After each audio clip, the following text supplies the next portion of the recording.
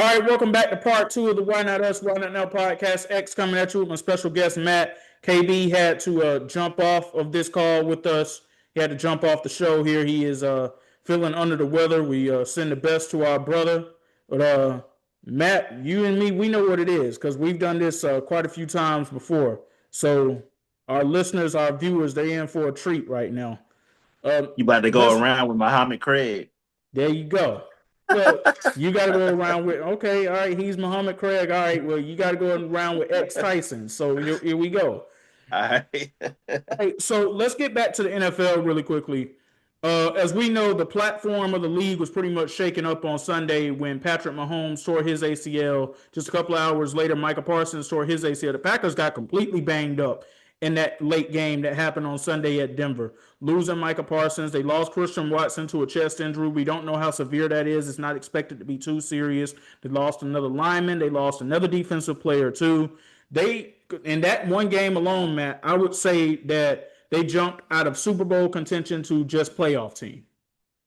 I agree, man. It sucks. I mean, injuries are part of the game, but it just sucks when you lose players to injuries, especially ones like that tearing your ACL. And so I agree with you. They definitely moved down from a Super Bowl contender to a playoff team.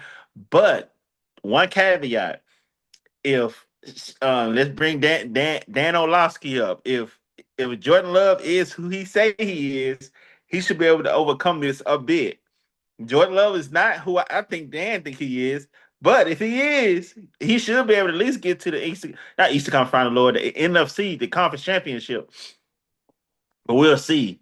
Yeah, I'm gonna go ahead and say that he's not, just for the simple fact that we saw when Tucker Kraft went out before Christian Watson came back. We saw what that offense looked like. Christian Watson came back and it breathed new life into them. You can't be without Christian Watson and Tucker Kraft. And the Yeah, run game did come to life on Sunday with Josh Jacobs, but it's been inconsistent throughout the season. So I don't trust that to be a calling card for them either. I agree. It's gonna suck. And then shout out to Mahomes. It's been an up and down season for Mahomes. He a bad man. He's still the best in the world for me. And he like you learn why the GOAT conversation is so hard to crack. Because we can give our projections of what we think a player will be, but time will only tell. And we can say, hey, we think he's going to be the greatest of all time. He's going to be this. Who's going to stop him? But you just never know. Outside the injuries, this was going to be a down year for the. This was a down year for the Chiefs, regardless. Outside of Mahomes getting hurt, they was about to lose that game anyway. So it's like that's why Tom's the best, man, because he withstood all this. But then again, if you look back to Tom's career, when he won his three, he didn't win again to 10 years. So it's like it takes time. People want to microwave popcorn that GOAT conversation based on what we're seeing now, but that takes time. But shout out to Patrick. I wish him a speedy recovery. Hopefully he's back next season. I know X thinks for sure he's gonna be back. And I hope he is, but I just hope whenever he does come back, he's come back a healthy Patrick and he continues to have a healthy career. My other question is, though, what is he coming back to? We know that Travis Kelsey more than likely is not going to be there. He pretty much signified that today when he said what he said on his podcast by pretty much saying, hopefully, he's what the Chiefs need him to be and not saying what we need him to be. That pretty much tells you where that is He's done. headed. But Matt, you know that I've been having questions even before this injury. I've been honestly been talking about this throughout most of the year, not even just the season, the year, just looking at where things are. How much longer is Andy Reid going to be there? And now that this team is in the shape that it's in, and Andy being where he is with his age in life and where he is in his NFL career, he's almost been a head coach for almost 30 years now. Does he want to go through a rebuilding period at this point? I mean, if he has a love for the game, like I said, if Andy has the love for the game, like we know he does, and that love for the game continues on, let him coach until he's done. You can't fire Andy Reid. But then again, you can say that about the Patriots and Bill Belichick. You can say you can't fire Bill Belichick, and eventually they had to fire him. But I would say Andy would have to have multiple bad years for me to even consider firing him. And as long as he want to coach, not saying you saying he should get fired. I'm not saying that, but I'm saying even I'm saying just speaking overall, you got to at least give him a chance to keep coaching if he wants to coach. But how's the team going to look? It kind of goes back, and I'm referencing it one more time. It kind of goes back to, like I said, Rich Paul and Max Kellerman show. Rich Paul said there should be a standard of which every team is required to have when it comes to the medical staff, when it comes to counseling, career services, when it comes to facilities, when it comes to things like that, transportation, things that has nothing to do with what's on the field, just the way you run your organization. There should be a standard which every organization is required to have said things. The Chiefs get voted almost last place every year for the way their facility is ran, as far as having up to date machines, the locker room, stuff around the campus. I say campus, but it's stuff around the city. They get voted, and these are votes done by the players and evaluators that come in and evaluate these things. And people just chalk it up. I said that's the Hutt family. They always been cheap. They always been cheap, and it kind of got over glossed when Patrick was winning all these Super Bowls. It's just like, yeah, they cheap, but we winning.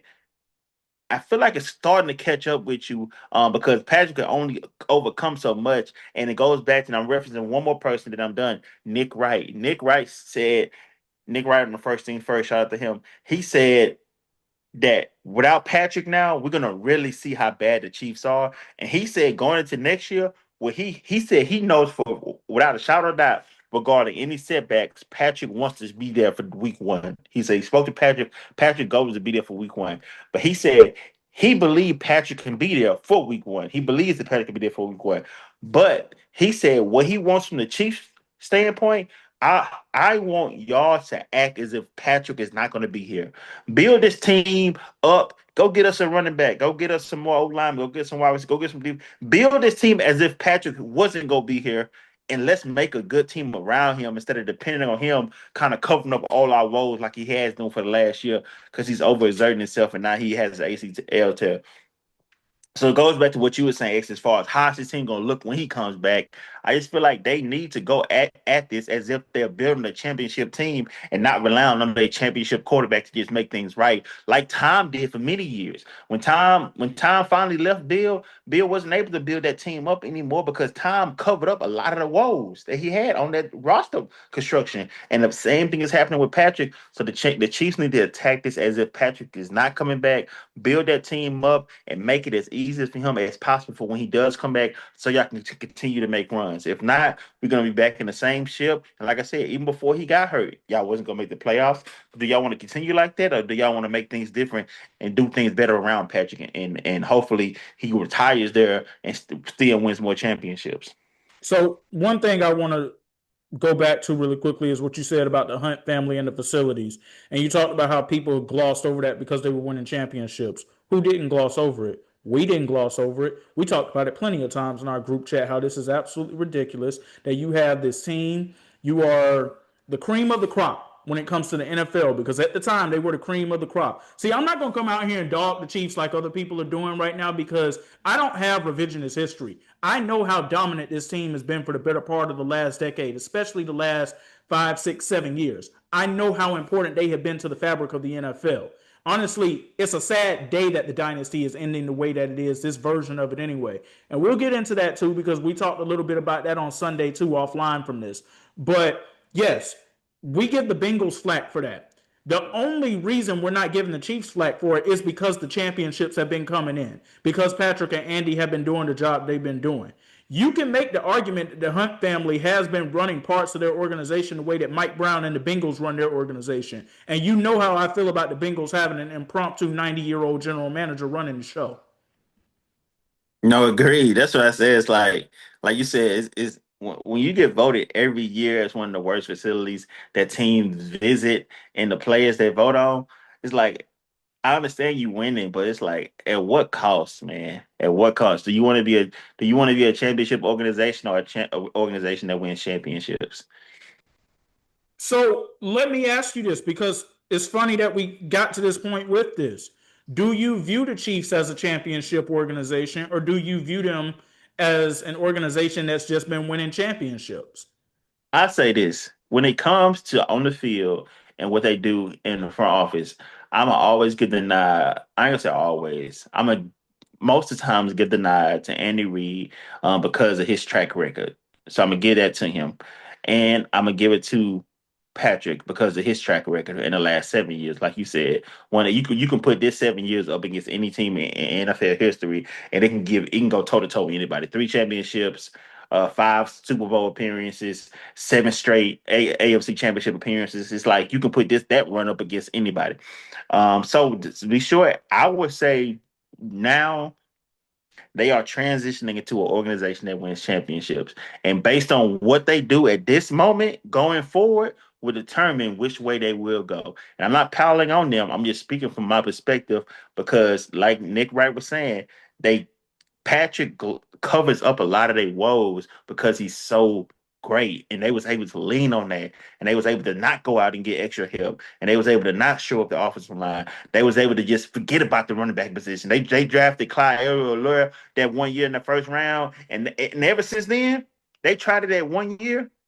That was after the first championship. They tried it, it didn't work. It's like they just said, "All right, we're not trying that running back again." Patrick hasn't had 1,000-yard rusher in his career. That's crazy. He hasn't had 1,000-yard rusher in his career. Can y'all go get this man a reliable running back? Like, come on, man. It's like certain stuff like that. It's like we gotta, and like you think back to it again, X, think about all the problems they gave Chris Jones when he wanted to get paid.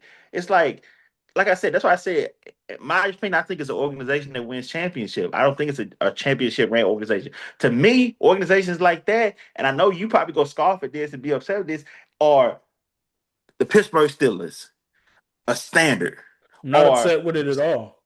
okay, the Baltimore Ravens, a standard. Like organizations that are like that, that are like what's expected when you get here. It's not we gonna lean this way because this player here, we gonna lean this way. No, once you get here, these are the standards we got when you come in the building. Either you go abide by them or you not. Of course, we go give certain players leeway, whatever. But these are the standards that everybody like. The Miami Heat, perfect example. Body weight, body fat. That was the first time I ever heard a GM talking about you got to be at a certain body fat percentage to even play on my team. When I first heard it, I was like, "What the hell?" But that's Pat Riley. That's Pat Riley for you. But certain teams are just ran like that, and I feel like the Chiefs are not an organization. I'm not piling on them because they have won. They have one of the best front. I'm not saying this like in hindsight. This is something I like you said, we have always spoke about. Why are they voted last, almost last every year by visiting teams and their own players based on how their facilities are run? Like championship or not, that should not happen. The fact that you winning championships should be the reason that should definitely not happen. But again, I'm not trying to pile on them, but I would agree with You you. I know ain't trying what to their prolong dynasty this honestly topic. is. You know what their dynasty is honestly starting to look more reminiscent of.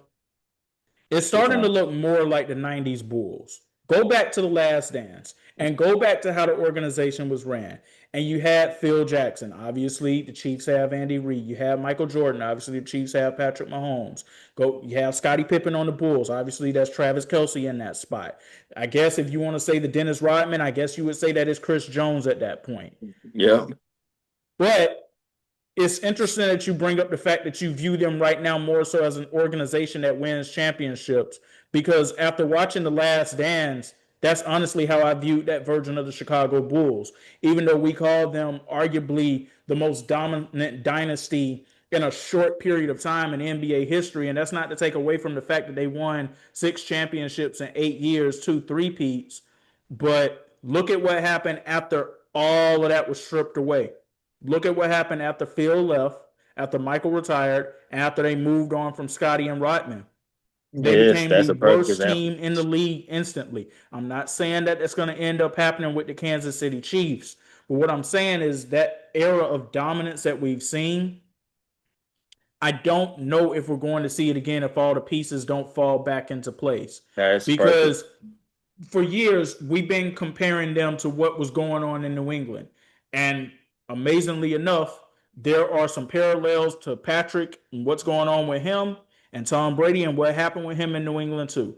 both in their ninth season. They both got injured in that time too. But it's two key things that we haven't talked about when it comes to that yet. Tom got injured in week 1 in 2008. This was week 14 for Patrick. Week 14, week 15 for Patrick towards the end of the season. So he wants to be out there for week 1. We hope he's out there for week 1. We just don't want him to rush back. Number 2, Tom was coming off of a season in 2007 where he had threw 50 touchdowns and was the best player, best quarterback in the NFL. Patrick is coming off of his worst statistical season. And all of that is not due to all the other injuries that were happening around him. Matt, there have been times in the past 2 seasons, but especially this season, I'm looking at Patrick and I'm like, something's off. He's still my guy. You know he's still my guy. I haven't jumped off that bandwagon yet, even though I did say in our group chat on Sunday, as of now, at this moment, Josh Allen is the best quarterback in the NFL. And I meant that because Josh has been playing the best of the quarterback play, if we're being honest about it, in my opinion, just statistically with how things are going. Patrick has been inaccurate at times in the past couple of 2 seasons. He holds on to the ball a little too long for my liking. I think you're going to see a different Patrick Mahomes when he comes back. I honestly think he's going to spend some time with Tom Brady this offseason because that's the only person who can relate to what it is that he's going through right now at the stage it is that he's going through it. But I still do have my questions about the type of organization that Patrick is coming back to. I'm not 100% convinced that Andy Reid's going to be the coach that ends up coming back. I see a world where Andy could be holding a press conference announcing his retirement as a head coach in the NFL, especially if they are headed for the type of rebuild that it looks like they could be headed towards. It looked like a retool at first. Nah, they got issues all the way around. They got to build up some parts of that defense back up. They got to get that offensive line back right. They got to get some running game in the building. And after the past couple of weeks, let's ask ourselves this question. Is Rashee Rice really that wide receiver one that we thought he was the first couple of weeks he came back? All those are legitimate questions, and we're gonna see what happened going forward. But those are a lot of legitimate questions. So again, we wish Patrick all the best, speedy recovery. Prayers up to you. Prayers up to Micah Parsons. We know that you guys are two of the faces of the league, and we know that you'll come back stronger than ever. But that was a really sad sight to see that on Sunday. Some other injuries that happened too. Devontae Adams with the hamstring, Christian Watson with the chest. We spoke on that a little in part 1, but there's a chance we see those guys come back and play this year. I knew when we saw Micah's injury on Sunday, I knew, and he knew too. If you actually saw him mutter the words, I'm done, he knew too that he had torn his ACL or something had gone horrifically wrong. And it's sad because he was having arguably the best statistical impactful season of his career. Maybe not in terms of sacks and numbers like that, but just his presence on that defense. The minute he went out, Matt, you could tell that Packers defense was completely different from that point forward in that game. Mm-hmm. Yeah, agreed. Well, we got the college football playoff coming up this weekend too. Should be in for a treat on Friday. Oklahoma, Alabama, in Sooner Country. What do you think is going to end up happening in that game? For Kevin Du Bois, fake they better win. I say that. Man, they on that man head. And like, especially with this whole Michigan thing going on and people rumor that he want to go there or they may want him. He definitely better win. And I wonder if he even wants to stay in Alabama with the pressure that's on him. Like it's hard to follow the greatest coach of all time and get there and lose how many games? 6 games and 2 seasons when Nick Saban would lost 6 games in a decade. So it's like that's a tough person to follow. Then you got the fan base that expects excellence. They not asking for anything less than excellence. So when you get there and you're not winning the championships or continuing for championships, they gonna have a problem for you. Like making a bowl game and winning it and not good enough. Making the playoffs and losing it not good enough. If you're not making the playoffs and making a deep run and getting to the championship, they on your head. I remember when Nick went through a little spell when he stopped winning for a little while, they was on Nick head. So it's just like Nick fell victim to his own standard. To his own success, he fell victim to. So it's just like it's a tough situation to be in. But overall, for this game, just to be short, I'm gonna go with Bama. I'm gonna go with Bama to get it. I'm gonna go with Bama to get them in a rematch and get this win. I like Oklahoma, and I like what Oklahoma doing too, man. I mean, Lincoln Riley left him, and people thought he left him for dead, and they thought they wasn't gonna be much without him. And people were saying that Lincoln Riley mainly left because he didn't want to play football in the SEC. And I ain't saying that's true, but that was just some of the rumors that was out. And Lincoln ain't been doing the best at USC. He's doing decent, but he not a world beating. He not making playoffs ones either. He not doing what people thought he was gonna do, especially all the hype he had of his name when he went there, and all the stuff that the city of the city of LA and the state of California gave him to come there. You Before would have you thought he continue on that point, here's how far Lincoln has fallen. Remember, before he took that job, he was rumored to possibly be a candidate to be a Cowboys head coach. Yes, I remember that. I remember that. So yeah, it's crazy. So it's not he ain't been doing that best in SC. So, but just back to the game at hand, stay on topic. I'm gonna go with Bama. But shout out to Oklahoma for turning things around and still being contenders in the SEC and making things work. I like their quarterback a lot. And we're gonna see what he can do this weekend because I know a lot of eyes on him, not just for this game, but just for his future draft capital about who he can be in the future. And I like his game, but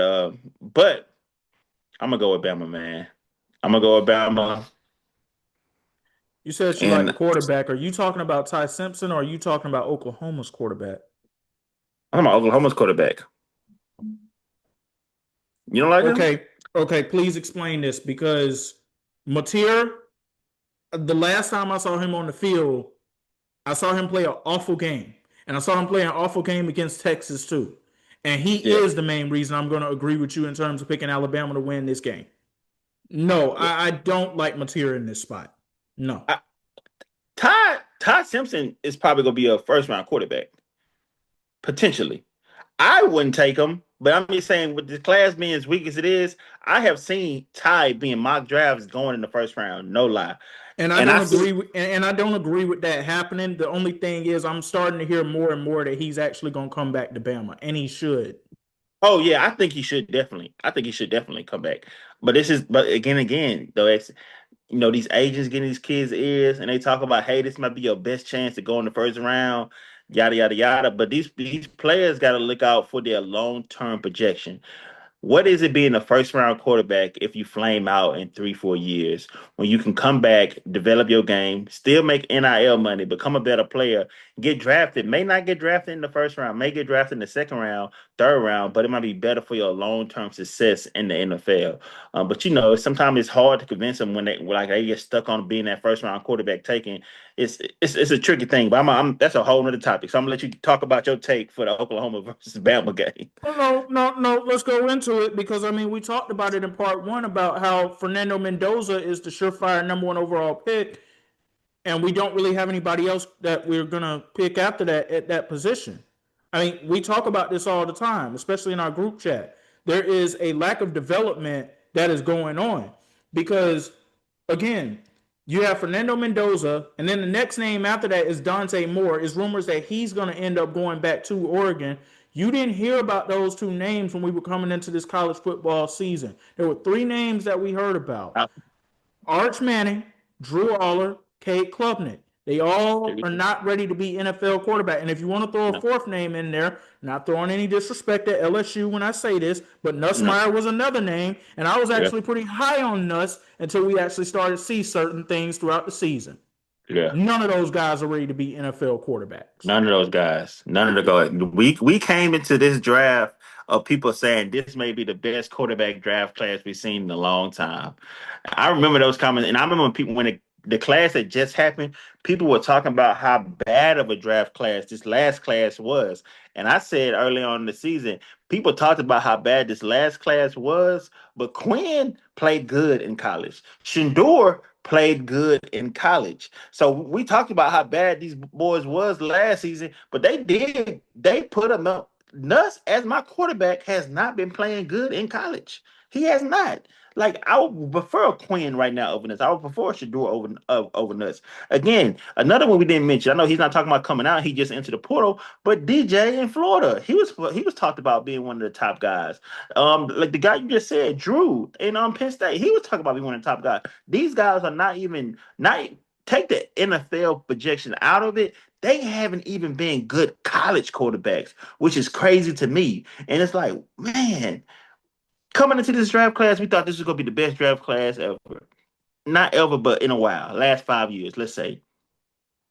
and it has not lived up to the hype. And now you got these three guys, Ty, and you got what's the quarterback that we just Mendoza just won the Heisman. So it's just like you just never really know. But we're gonna see how they do going into next year, and if they improve on what people say. But Arch, another one. He wasn't expected to come out in the draft, but Arch is another one people had high expectations on, and he flamed out. But he showed signs towards the end to become a better quarterback. So we'll see what he can do coming back next season. He officially announced that he was coming back, and I thought that was a brilliant decision. I didn't think he had many other options other than coming back. So I'm glad he decided to come back.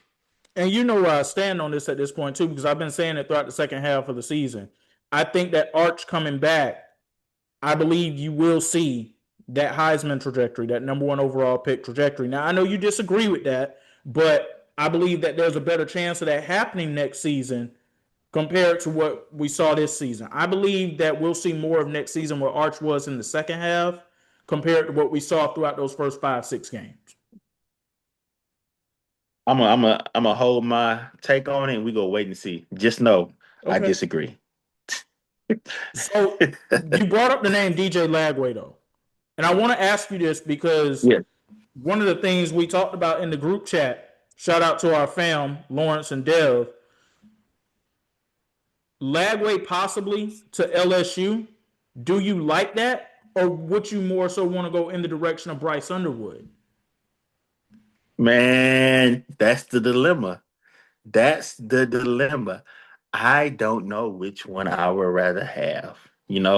They saying DJ. I think Law said it, or or maybe you said. I can't remember. Somebody said DJ wanted to get out of Florida because the coach they were bringing in is a very option run quarterback type of guy. He like to put his quarterbacks in run options and things like that. And DJ wants to get more to just traditional stick in the pocket, and he feel like that's typically what LSU has, which it is what we usually have. We have quarterbacks that can run, but we not making them run on a regular basis, especially drawing plays up for them to run. And so he wants to get back to that. But then you got Bryce, who was supposed to come to us and pulled out on us to go to Michigan because he got the bag, which I ain't mad at the young man. Go get your money. I never be mad at somebody getting paid. Go get your money. But now he may be want to come back. So it's tough X, I will say.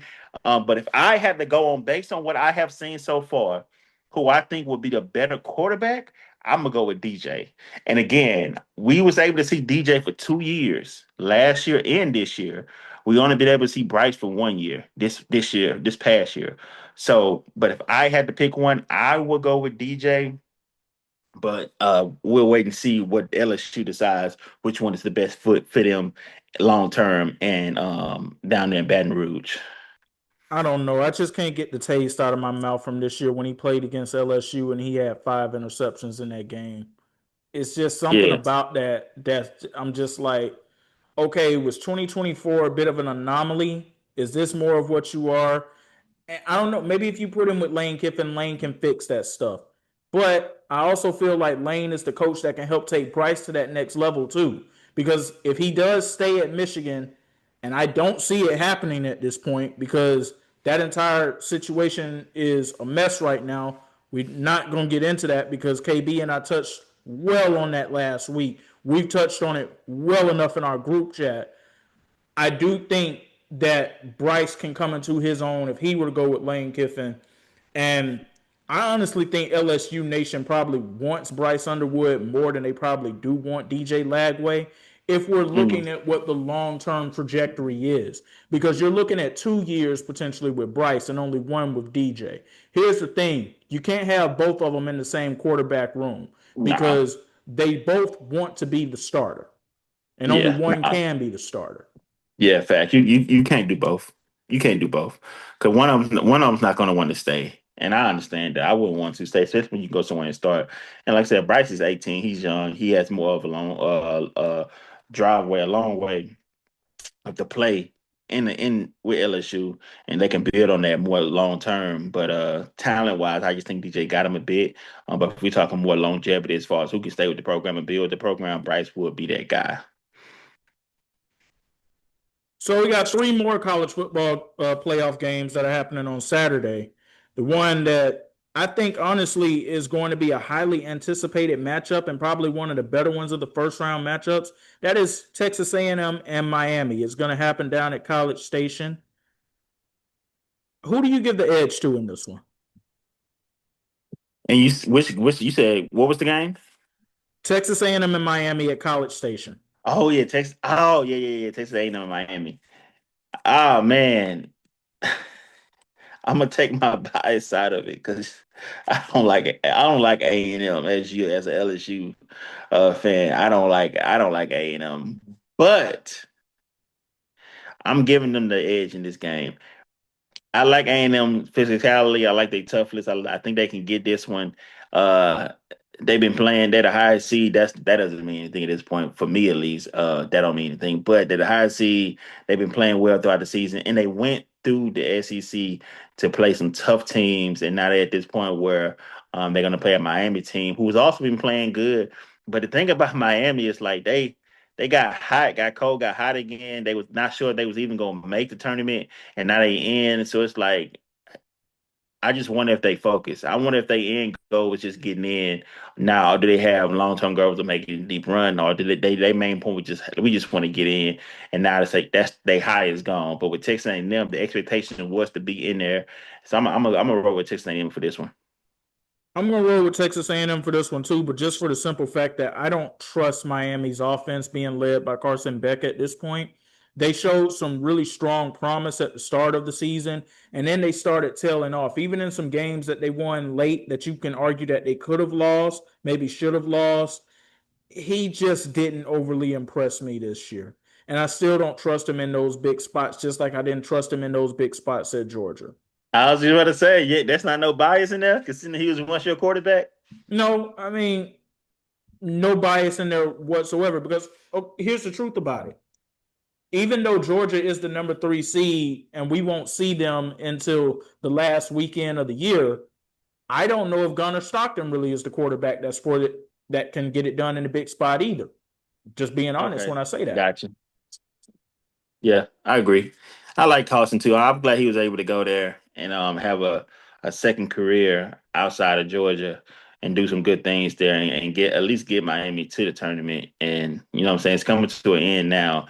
But I was glad he was able to find somewhere else to kind of like rework his career and kind of show more of his bag there. Not saying he did much, but it was good to see. It started out really, really good, kind of tailed off and they was able to kind of right the ship towards the end and at least get into the tournament. But I want to focus on the really, really good for a second too before we jump into these last two playoff games. There is a lot to like with Carson. Not I'm not saying that with the numbers that he has on paper. I'm saying that with his traits and the physical gifts that it was that he was blessed with from the man above. Do Hmm. you see a chance that if he's drafted to the right organization, because there's no way he's not going to declare for the draft at this point, he's going to declare. Do you see a chance that if he's drafted by the right organization that he can develop into a franchise quarterback in the NFL? Because remember, go all the way back to last season at Georgia. His stock was high. It was as high as him being potentially the number one quarterback taken in the draft had he came out last year prior to a snap of football being played in 2024. Do you think there's still possibly something there just based off of the physical traits and everything like that if he's drafted by the right organization? Obviously, you can't have the Jets or the Raiders or the Browns in that mix. But say if you get an organization like Minnesota who doesn't know if they have their long term option at quarterback, but they have the right type of personnel in the building that can develop him. Or maybe even the Los Angeles Rams. Stafford's getting older, even though he looks great this season. You never know Yeah. when that's going to tail off. I say this, not to be disrespectful, but no, for one. Second, I say this. I don't see Carson better quarterback than Quinn. Out of Texas playing backup quarterback for Miami. I think Quinn's a better quarterback than him, and I think in the right situation, Quinn could do better. I see Carson more so a backup bridge quarterback, and I feel like he could make a career out of that. There's nothing wrong with that. But being a franchise quarterback, not at all. I don't feel like he has the the knowledge of the game mentally and the talent to be that franchise signal caller for organization. Um, So I think his best chance is to try to be a backup quarterback somewhere and be a bridge guy and kind of fill in when it's needed. At most, and this is being nice. At most, he can be a Ryan Fitzpatrick. That's not necessarily terrible. I know that there are some people that would look at that and say that you're clowning him, but for those of us who Yeah. watched the game for years and years, Fitzpatrick stuck around for more than a decade. And there were teams that took Yes. flyers on him, and he was the starting quarterback. Now, did he have much success necessarily? No, but the fact that you can stick around like that, it does say something. You have some qualities about yourself that does say that you do belong in the league to a lot of organizations. So I don't necessarily Yes. view that as Agreed. a bad take. Agreed. That's Um, why I said I think that's gonna be a good fit for him. My I'm bad. Go going to ahead. jump down to this last game that's happening on Saturday before we get to the middle game. James Madison and Oregon. Oregon is favored by 21. I think they're easily going to win that game. Yeah, I got Oregon easily winning it. Shout out to James Madison for making this far, getting in. I know a lot of people is upset about that, but I mean, y'all wanted the tournament, y'all got the tournament. It's never gonna be perfect. They're gonna keep wanting to expand it again to 16 teams and so on and so on. I remember when it was just 4 teams.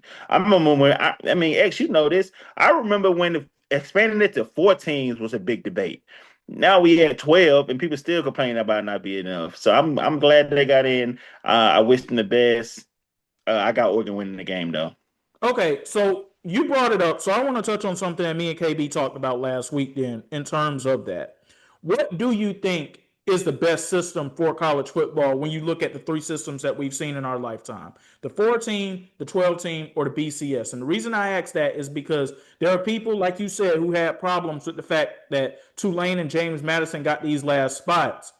Well, y'all do realize that this kind of was the purpose of expanding the college football playoff at this level, right? It was to give teams like Tulane and James Madison in that group of five a chance to have that spot. Why do we have those complaints to begin with? This goes all the way back to about the 2017 season. Remember that UCF team that people were trying to argue they should have a chance to compete for the national championship? Why are we not putting them in the college football playoff? And then it just got worse from there when they went and they beat Oregon pretty substantially in a bowl game. So the people who were making those arguments now are probably some of the same people who were making those arguments saying that Tulane and James Madison shouldn't be in there. Well, you're responsible for this. You got what you wanted. You probably didn't get the team that you thought that you were going to see in there in that group of five, but you got what you wanted. You wanted this to happen. That was the That, purpose of expansion. that's why I think the problem lays. Not a problem for me, but for them. I think they're okay with it being 12, but they want the 12 that they want in.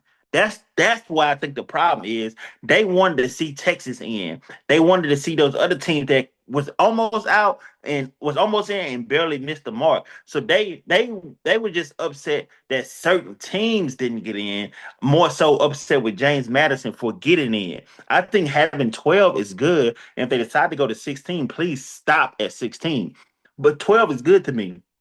But that's what I think. I think the crux of their argument is the teams that got in. They were just upset about this. Like, I mean, I said Texas, Notre Dame, they pulled out of bowl contention because they didn't get in. You know what I'm saying? I felt like that was weak. I felt like that was whack. I felt like that was sad. That's going out sad. Like, play the games. You didn't get in. Nobody told y'all to lose those first 2 games. You lost them. Okay, you went and ran 110 straight, 11 straight. Okay, you did that. But you started the season 0-2. If you want to be mad at anybody, be mad at yourself. But again, we in the age, actually, we talk about this all the time. We in an age where accountability seems to dodge people, or people dodge accountability. We're in an age where people would rather look outward to find issues for their problem instead of looking inward. We're in an age where people it's easy for me to look at you, X, and blame you for something going wrong in my life instead of looking in the mirror and say, this is my fault. This is the age we in. So at the end of the day, certain things happen in our lives where we just can't control. And it's unfortunate and they happen. But a lot of stuff happened in our lives that is a direct reflection of the way we are living our lives. And Notre Dame, this is a message to you. Y'all lost those first 2 games. It's unfortunate that y'all lost those first 2 games. Y'all were actually in those games and could have won both those games. And Texas the same way. Law, you might be listening. I know you was upset that Texas get in, but you keep talking about the Ohio State loss. Y'all lost to Florida. And that's the Like, loss are we that looking ultimately over went it? against you. Yeah, Yes, nobody's holding you losing to Ohio State against you. We're holding that you lost to Florida against you. If you had beat Florida, y'all will be in. If nobody was going to say if you beat Florida and you lost to Ohio State, y'all can't get in. No, we would have let y'all in, or they would have let y'all in. But y'all lost to Florida, a team that just fired their head coach, a team that quarterback just entered the portal, a team that's falling apart. Y'all lost to them. That's why y'all not in. Look in the mirror. Stop blaming everybody else and say, hey, we did this. But again, X, but we talk about this all the time. We in the age where it's easier to point than look in the mirror. No, 100% agreed on that. So, what KB said last week is bring back the BCS. And I don't Oh wow. necessarily agree with that, but I can understand his argument for it because when there was the BCS, there was no doubt about it. You had to be the two best teams playing for the national championship. If you weren't, you didn't have a shot at it. Me personally, I thought the four-team system was the best. I don't have a problem with the 12, just like you don't have a problem with the 12. And I don't necessarily have a problem with the way things were in the BCS in terms of them picking the best two teams. Because one thing about that BCS era too, and we saw it to some degree with the four teams, those teams are bringing their best every single week. We saw some of the best college football we're ever going to see. We don't see it now in the 12-team playoff because teams know that there's some leeway there. But the four-team system was the best part of it to me. I mean, where do you stand in terms of which three were probably the best system to use out of those three? Me personally, KB crazy with it too. He like chaos to go with that one. That was a crazy time in the college football era. Sitting there waiting. I remember as a kid, youngin, sitting there watching the reveal, waiting to see who they about to say got that top seed, who they about to say get that six. I remember watching it as a kid before we had really like social media, how big it is now. We had to like literally watch it on ESPN or whatever just to see who was going to be those teams. So I don't want to get back to that at all because I want. Well, the only reason don't be quick, not to pull back against KB. I know he's not here to defend his take. Only reason I don't like that because it leaves no leeway for teams to lose, and I feel like we have to leave some leeway for teams to make a mistake. At the end of the day, they are student athletes, but they are first students, and students are, for the most part, I know these eligibility laws are kind of crazy with 25-year-olds still playing college sports, but the most part they are kids. So that's why I don't like that one. It doesn't leave leeway for mistakes. And I feel like as young adults, we all make mistakes. And I feel like a game that you lose on a random Saturday against a random team shouldn't be held against you 4 weeks later when you show the dynamite run. So me personally, Before you continue with that, I do want to make it known to our listeners and our viewers that it's a lot of merit to Matt saying what he's saying too, because he actually does work at a college university dealing with student athletes on a day-to-day basis, understanding the different trials and tribulations and the different things that they go through that are much bigger than the game that might have an impact on performances and different things like that.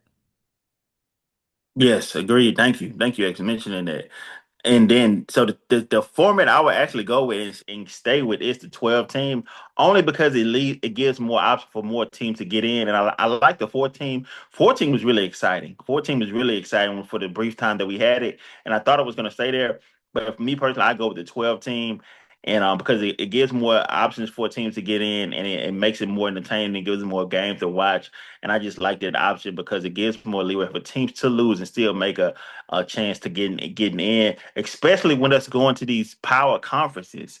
You know what I'm saying? We got LSU that have to face Georgia, has to face Texas A&M, has to face Bama. You know what I'm saying? We got these power conference, the Big Ten. We got these power conferences where these teams have to play these like dominant teams, and not how it was when it was more regional. When you got your teams out at you got your teams down in the SEC who's dominant, but you got teams out in the Pac-12. You got teams in the ACC. You got teams in the and I know back then it became more SEC heavy, but like piling all the good teams in the SEC and just two conferences makes it more hard to go undefeated and you just win one game or just lose one game or two games because you're playing against some of the best teams in the country. So it gives more leeway for teams like that has to go against teams that are like heavy because to me it's going to turn into um strength of schedule.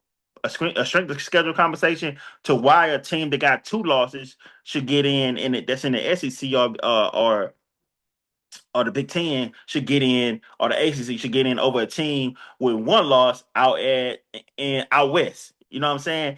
Even though the team that's out west probably didn't pay that many good teams, and the team in the SEC had to go through all these juggernauts just to get the 2 losses, it's going to turn into a strength of schedule conversation. I feel like this option right here, it gives us more way to get more teams in. I agree 100%. But in terms of the people who are saying we need to expand this to 16 teams, get somewhere and sit down. We're good with the 12 that we have. Yeah, yeah. Yeah, 16 is crazy. 16 is crazy. we don't need to start going into expanding this more and going into college basketball territory. There's a reason that March Madness and that format is set up the way that it is, and it's perfectly fine with the way that it is right now, too, just in my opinion. I want to go to an NBA conversation really quickly. Kevin Durant was recently on a podcast, and there was a conversation that came up in terms of the all time greatness, in terms of who is the better shooting guard between James Harden and Dwayne Wade. And Kevin Durant ultimately sided with James Harden, going to the numbers and the era in Houston and different things like that. And I want to say this, in terms of the offensive player, no doubt about it, it's James Harden. You cannot argue with what James Harden was doing in his prime in Houston on a night in, night out basis. This man was having 40, 50-point triple doubles on any given night. You can't argue with the offensive numbers. But basketball is two sides of the ball. You can't go against what Dwayne Wade was doing on the defensive end on the court on the night in, night out basis, too. And then you got to factor in, well, who won more? And you look at how Dwayne Wade won his first championship. Now, Kevin Durant did bring up the fact that Dwayne Wade had the better organization and structure around him, too, with Pat Riley and the Miami Heat and what they had there compared to what James Harden had in Houston. Even though I thought that Daryl Morey did a very decent job for the most part in Houston with how he constructed those rosters and how they put things together. They weren't a tire fire. They honestly just kept running into the Golden State Warriors. If they didn't run into them every year, I think there's a good chance that at least one championship would have been there, especially from the 2018 season. But what are your thoughts on that piece of the conversation with Kevin Durant and what he said about the all-time shooting guard conversation, in particular with those two? X, why you gotta do this to me? Why you gotta? I guess this is where you come to have to get the hot takes and the tough conversations. Let's say they're not hot takes, just tough conversations. Everybody know that. Listen, I'm a Houston Rockets fan, and some of the most enjoyable years in my Houston Rockets tenure was when James Harden was at his peak, winning MVP and being in the MVP conversation and making deep playoff runs. But I did grow up on Dwayne Wade. One of the first championships I did watch a team win. I mean, the first championship I watched a team win was the Lakers versus the 76ers when Allen Iverson was there. That's the first championship that I can remember winning as a kid. But when I became more conscious as a youngin watching the games, I remember D Wade when he won his with Shaq in Miami. So I'm gonna say this. I'm gonna be as transparent as possible. At one point in their careers, I was ready to put James Harden over Dwayne Wade. My only caveat for it was James Harden had to win one ring. Dwayne Wade has three. But I said if James Harden was able to get one, for me, I would have put him over Dwayne Wade all time for simple reasons.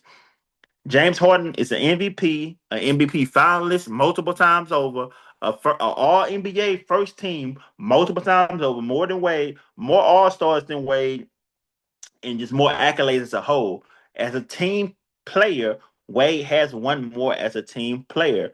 But I'm not going to it as championships talk as far as who got the most, who got the I don't do that conversation. But I will acknowledge that championships do matter in the conversation. They're not the whole conversation, but they matter in the conversation. They can't just be dismissed as a whole. It's not a one-on-one sport where we're talking about if this player is better than him one-on-one, that means he's better than him all the time. No, it's a team sport. Steph Curry probably one-on-one can't beat a lot of guys, but in a team sport, Steph Curry is one of the best players of all time. You know, Steve Nash probably can't beat a lot of guys in one-on-one, but Steve Nash is one of the best point guards of all time. So it's like it's not a one-on-one sport; it's a team sport. So yeah, some players have better one-on-one skills than others, but in the team sport of basketball and the NBA, we have to talk about it in team aspect. So I'm gonna say this and I'm gonna be done. So I don't want to be too long.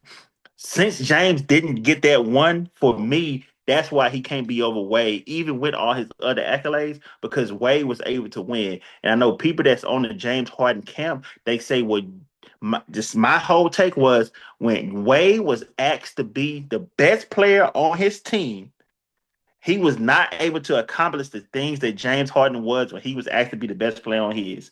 And I say that to say this. When James would say, hey, James, you are now a Houston Rocket. This is your team. What can you do? He was able to take them to multiple Western Conference finals, and he was able to keep them in the playoffs for 10 straight years. When Wade was saying, hey, Wade, Shaq is gone. What can you do? The most he can do was get them to the first round of the playoffs. That's just history of it. Now, when Wade was with Shaq, he was able to make it to the NBA Finals and win. When Wade was with LeBron, he was able to go to the NBA Finals and win. When he was able to get with a good running mate, he was able to get to the NBA Finals and do some things. So I give him credit for that. James never had that type of running mate with him to see what he can do with that type of running mate. But to me, James was never a tier like a not saying Wade is a tier two player, but he was never like a secondary player because he's so ball dominant. That's like asking Luka to be a secondary player because he's too ball dominant. That's why it's a hard fit with LeBron versus Luka because LeBron used to having the ball in his hand. But at the end of the day, you have to respect those who have won. Rings matter, but it's not the whole conversation. Wade was able to get three.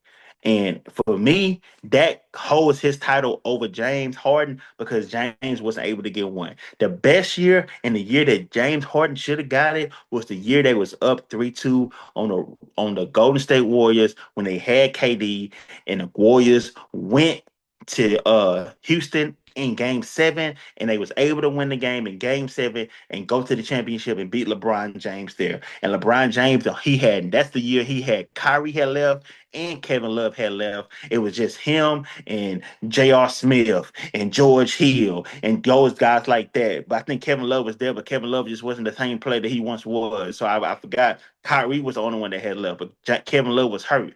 So that was the year I feel like James could have won it, but since he didn't get it, I got to pay respect to Wade. And I say this as the last thing, and I'm done. It's the conversation is kind of like an ex. I don't know what it's going to go when I say this, but for me, that conversation is kind of like Katie versus Steph. Who do you have ranked all time better? KD versus Steph or Shaq versus Kobe? Who do you have ranked all time is better? When Shaq and Kobe was together, it was clear cut who was the better player. Shaq. 3 finals MVPs, 3 in a row. When KD and Steph was together, it was clear who was the better player. KD, 2 finals MVPs, 2 times in a row. But if you take a step back and look at their careers down, who would you rank all time higher? For me, I would put Kobe over Shaq. For me, I would put Steph over KD. So them as players, when they played together, yes, KD was a better player than Steph. But Steph was able to do it with and without KD. He was able to do it before KD got there and after KD got there. He was able to win the unanimous MVP and 2 times over. Same thing with Kobe. Kobe he won with Shaq, but he was able to go out and win 2 more without Shaq. He was able to go get an MVP without Shaq. So yes, when they played together, it was clear cut who was the better player. KD was better than Steph. It was no argument there. When Kobe and Shaq was together, it was clear cut who was the better player. Shaq was the better player. He won 3 straight Finals MVPs and he won a lead MVP. It was clear cut. But what they did when they was apart determined who was the better player. So I say all that to say this. Yes, in their prime, KD was a better player than Steph. But in the all-time rankings, Steph is over KD for me. Yes, in their prime, Shaq was a better player than Kobe. That's just my opinion. Shaq was a better player than Kobe in their prime. But in the all-time rankings, I'm putting Kobe over Shaq. And the same thing applies for James Harden and Wade. To me, yes, individually, James Harden is a better basketball player than Dwayne Wade. But if you're talking all-time rankings, I'm going with Dwayne Wade. I mean, you're not going to get an argument from me based off of the last part of any of what you just said. I mean, you always hear me say in 2019, and when he first went to the Nets, I would come in our group chat and I'd say KD is the best player in the world. And from 2019 until I'm gonna say about honestly, I just got to say 2019 because we got robbed of 2020 because of the torn Achilles that happened in Game 5 of the NBA Finals in 2019. But in 2019, I felt like Kevin Durant was the best basketball player in the world, especially with what he was doing in the playoffs. He was pulling up and he was dropping 50 on any given night. Like the Clippers had given the Warriors a bit of a problem. Like I want to say that was Game 3 of that first round series they played. And remember, KD pulls up to the press conference and they're asking him if he's worried about Patrick Beverly. And what does he say? I'm Kevin Durant. Y'all know who I am. What does he Yeah, I know proceed to who I do? am. Go out and drop 51 points. And he was doing it with ease too. So, no, I don't disagree with your argument in terms of that. I don't disagree with the Shaq and Kobe thing either. Because while you'll have some people that say, well, Shaq was able to take teams further without Kobe, here's where I got to put a pause on that. Shaq always had an all-star running mate with him when he was doing that. Going all the way back to Orlando, he had Penny when they went on that run to the finals and ultimately lost to your Houston Rockets. He had Penny when they went back to the Eastern Conference Finals that next year and they lost to Jordan and the '96 Bulls that went 72-10. Going to Miami, Wade was the man on that team. They won when Wade became the number one option on that team. We saw Kobe win 2 championships as the man in LA with another star who wasn't a superstar, though, and that being Pau Gasol. If you want to throw Andrew Bynum's name in there, fine. He wasn't a superstar either, but he was at least an all-star player. So you're not going to get any pushback from me in terms of that. The Dwayne Wade, James Harden argument for me, I agree with what you were saying for the most part in terms of James Harden being on that trajectory. But like I said earlier, basketball is more than one side of the ball. And Dwayne Wade in his prime was a hellacious defender. Like he would actually guard. That's something James Harden will not ever be known for. He was never known for being a tenacious defender when he was in Houston either. But his offensive numbers and the production that he was putting up on that side, it was able to cover up on different things like that. You had folks who out there saying they got to get more 3-and-D guys around Harden to help him out on that end of the ball. You remember these arguments that they were having on these shows back Yeah. during that era. So I see where you're going with that, but yes, D Wade is over James Harden in the all-time shooting guards conversation for me too. But I thought about this while you were talking about it. If I had to choose another 2 players where that argument comes that close, I would have to say, is it between, and this is a point guards conversation, but I think I already know where I'm going to lean on this, between Jason Kidd and John Stockton. Because at first I was going to say between Steve Nash and Jason Kidd. But no, that doesn't work out because Jason Kidd not only won a championship, even though he was a role player at that point, he took the New Jersey Nets to the finals 2 years in a row as the best player on that team. Steve Nash never sniffed an NBA finals. I look at Jason Kidd and John Stockton, though. John Stockton and the Utah Jazz going to 2 NBA finals, going to perennial Western Conference finals, pushing the Showtime Lakers to the brink early in their career. Him and Karl Malone.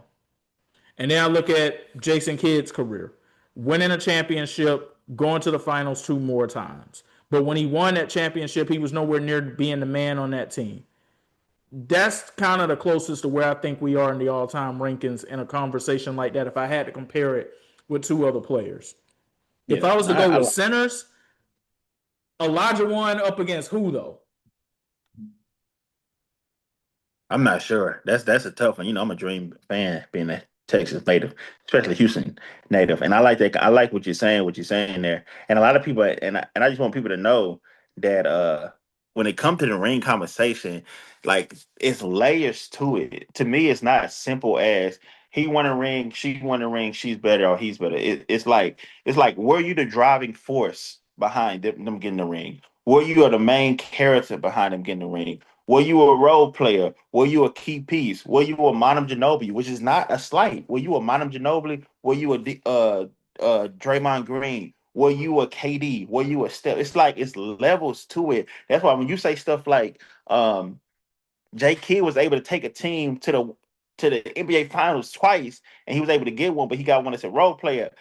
That carries weight. Like he didn't get there on somebody else's coat there. He was able to carry a team to the NBA Finals twice back to back. To me, that carries more weight than, and I'm gonna say it, that carries more weight than Draymond Green winning championships with Golden State.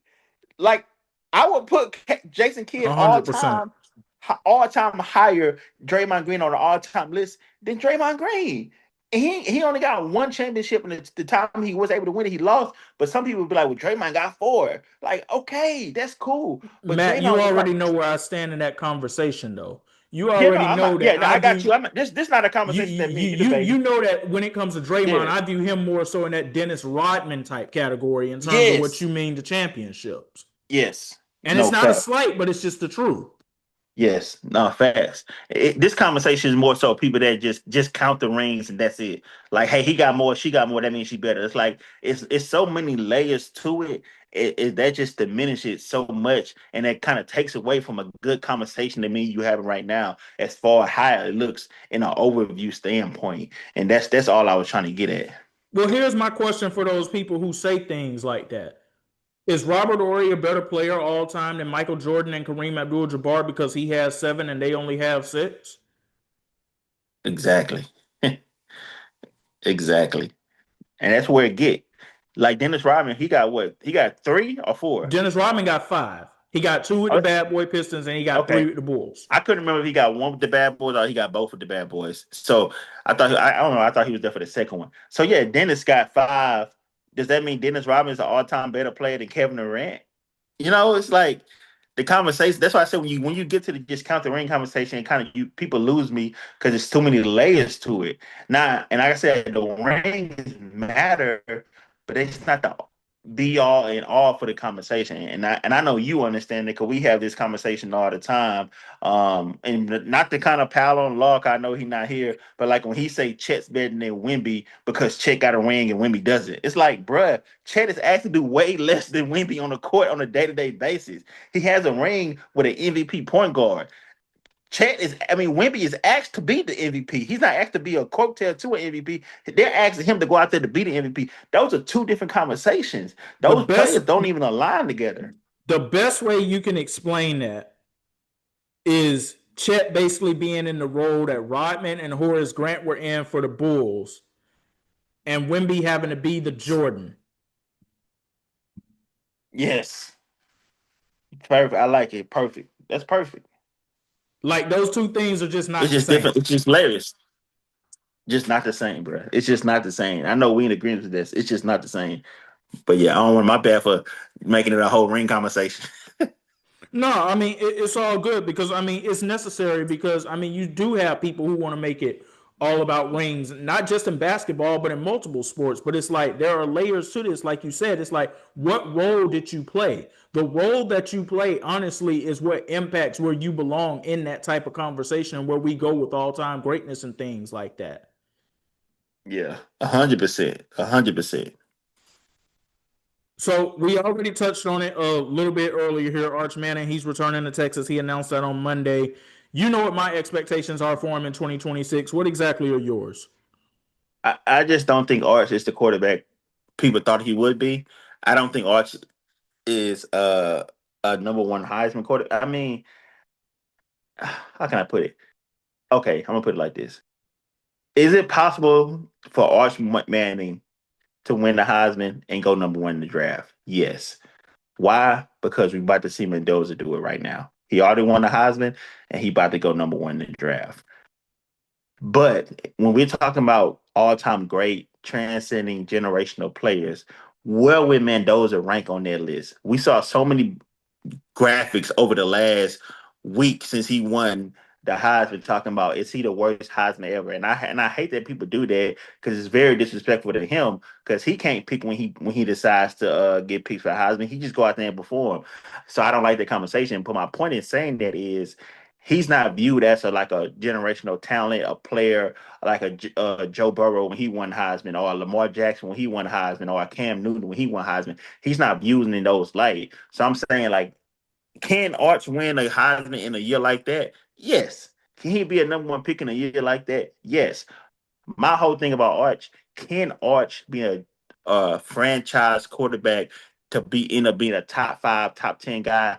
I don't see that in Arch right now. And he's only a college quarterback. He's only in his third year. He still has another year left. I just from the time that I see Arch, I don't see Arch being that guy. I can see him in your eyes, like I said, after what Mendoza just did, I can definitely see him being number one and win the Heisman. But in the NFL, do I see him being in a conversation with Josh Allen, or not saying he could be they gonna be too old? I mean saying in that tier, can he be in that same conversation that Josh Allen or Joe Burrow or Lamar Jackson or Patrick Mahomes or Matthew Stafford? Can he be in that conversation? I just don't see that. Because even when he get here, do I think he's gonna be better than CJ Stroud? No. Do I think he's gonna be better and then Caleb Williams, no. Jaden Daniels, no. So it's like I see what you're saying with it and I respect it. But to reject past college and look pro wise, I don't think he's on that upper tetron of quarterbacks that people thought he was going to be when he was coming in by calling him. And Paul Feinbaum walked this back a long time ago, so I'm not talking about him. But when he said Arch is the greatest quarterback prospect in college football history, just saying stuff like a generational transcending quarterback that we never seen before. So yeah. So when it comes down to his NFL potential, I say yes to all of that, but I have caveats to it too. It has to be to the right organization. Unless we see something next year at Texas that is just absolutely sensational, that's like, yes, he can transcend whatever organization issues he may have to overcome. And I do believe he's in a good situation at Texas to be able to show that because he's got Sark. And Sark is running an NFL type of offense at Texas. So if there's Yeah. anybody that can help them get prepared for moments like this, it's that Steve Sarkisian offense that they're running in Texas right now. But I'll go back to what I said a couple of weeks ago with what was a tape that I had, which was I believe that the Minnesota Vikings will ultimately be the organization that could end up drafting Arch Manning. And I say that because I don't see things drastically improving for them next year. Yeah. Yeah, JJ may not be it. I also don't see the Manning family allowing him to go to a Cleveland, the Jets, the Raiders, if they're still in that mix. We don't know what's going to be happening with the Tennessee Titans. We don't even know if they believe in Cam Ward. And that's a shame because they haven't put Cam Ward in the best position to succeed. Let's just be honest. Arizona is another one of those teams you have to look at potentially being in that mix too. Yeah. I mean, the Manning family is the first family of the NFL as far as on the field. Behind the scenes, who got the most money, that's another thing. As far as on the field, they're the first family. And you seeing what they did. We saw what they did with Eli when he came out. I mean, for the people that's listening, or watching, Eli wasn't drafted by the New York Giants.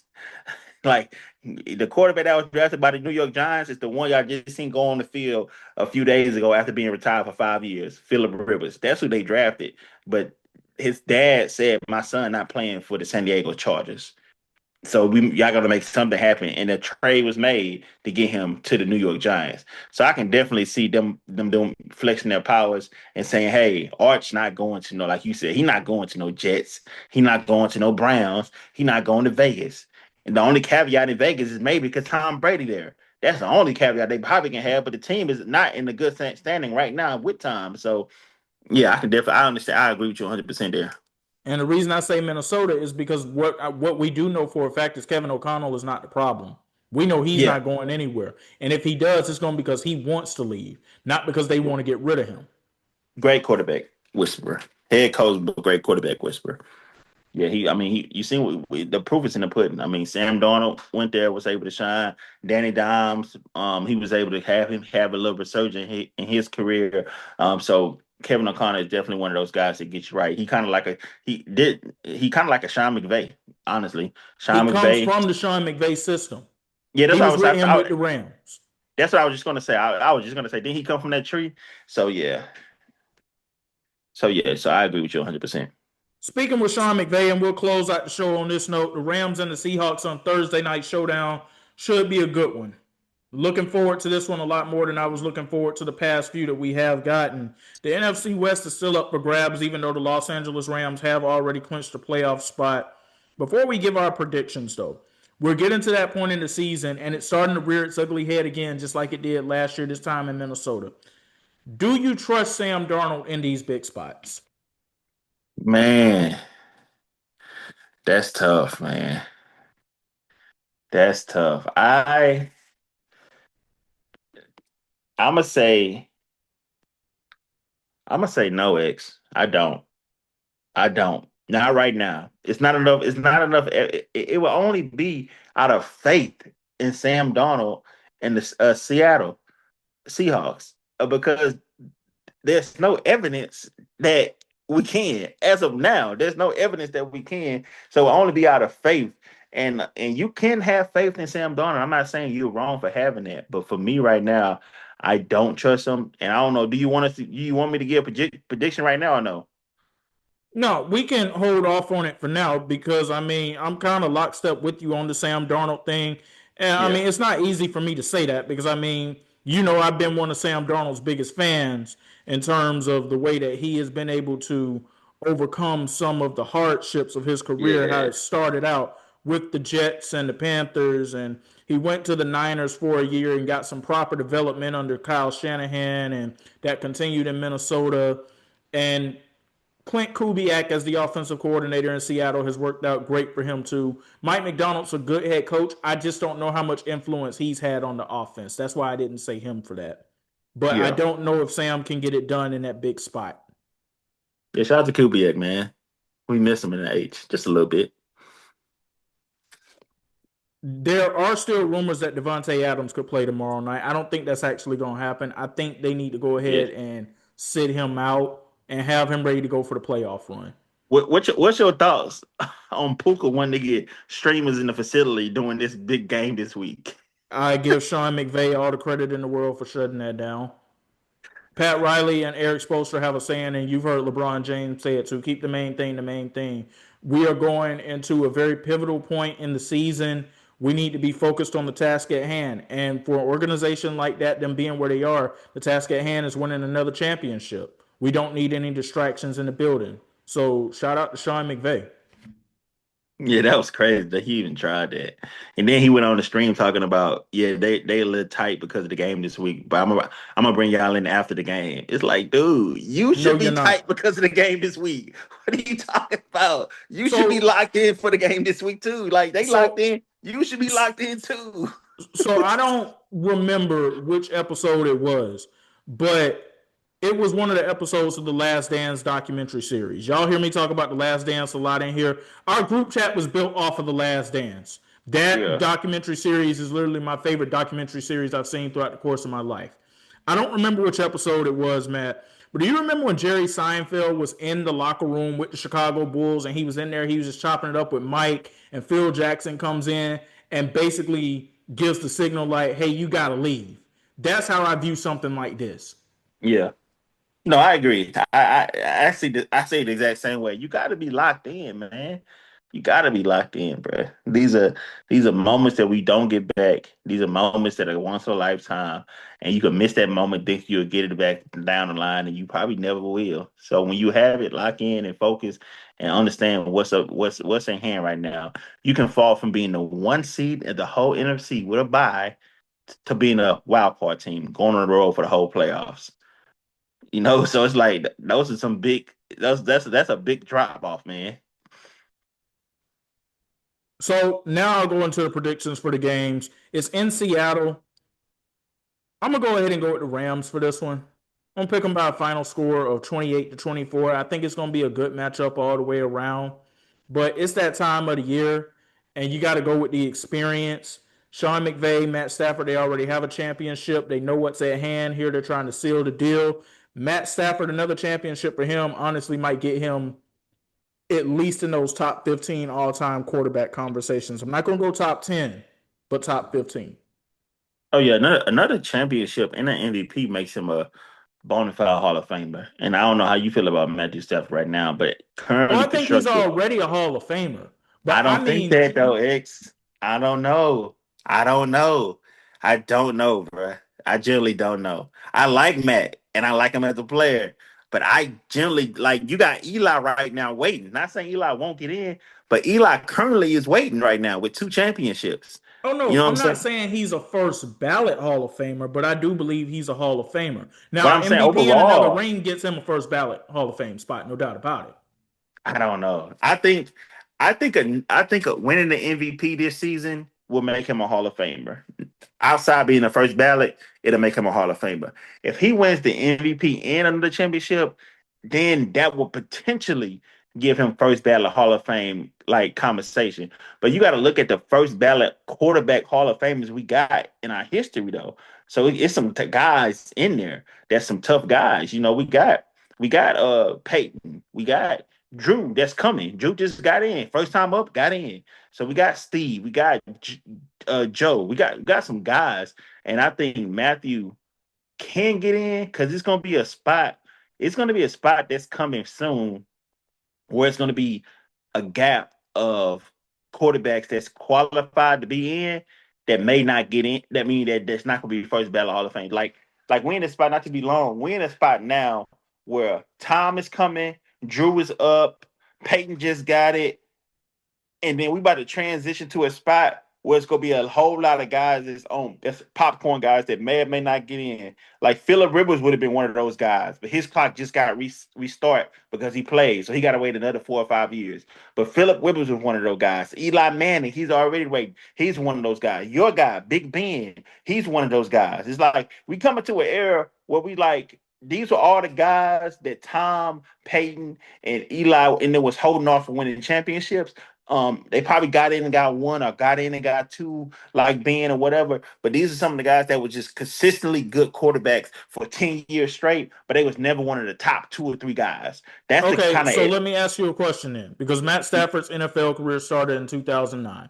Do you yeah. consider him to be a part of that window of guys that you said because of the time that he spent in Detroit? Yeah, definitely. That plays a role in it. That plays a role in it. Like I if he would have I just started, had to ask. I mean, yeah, if I he would have agree with started you. if he would have started his career in LA with Sean McVay, I know Sean McVay wasn't even probably head coach contender at that time. But let's say hypothetically, if he would have started his career in LA with Sean McVay, he would probably be a first ballot Hall. He probably would have 2 championships and MVP by now. But since he started so late, to consider how late he started to potentially have 2 championships and MVP in such a short amount of time, what 6 years he been with Sean so far? 5, 6 years. So that's impressive. But yes, definitely being in Detroit played a role in it. Unfortunate to him, being a part of a bad organization definitely plays a role in it. And X, it plays a role in it mainly, and it's sad, but it's also a plus and a minus. It plays a role in it mainly and only for quarterbacks. When it comes to wins, quarterback wins matter more than any other position because once nobody questioning Calvin Johnson being the first ballot Hall of Famer based on the amount of games he lost while he was in Detroit. Nobody cared. But when it comes to quarterbacks, Eli Manning is in question because he has a 500 record in his career. Matthew Stafford just got over being 500 2 weeks ago. You know what I'm saying? Quarterback wins can boost your career, but it also can lessen your career. And it sucks because that doesn't matter for any other position but quarterback. I mean that's a valid point because we don't look at running backs and say that either. We don't look at defensive players and say that. I mean that's a Yep. very valid point. I guess for me, I'm not a wins guy that just looks at that mainly just based off of that conversation. I'm looking at Matthew Stafford's all-time statistics: more than 63,500 passing yards, 414 touchdowns, only 193 interceptions.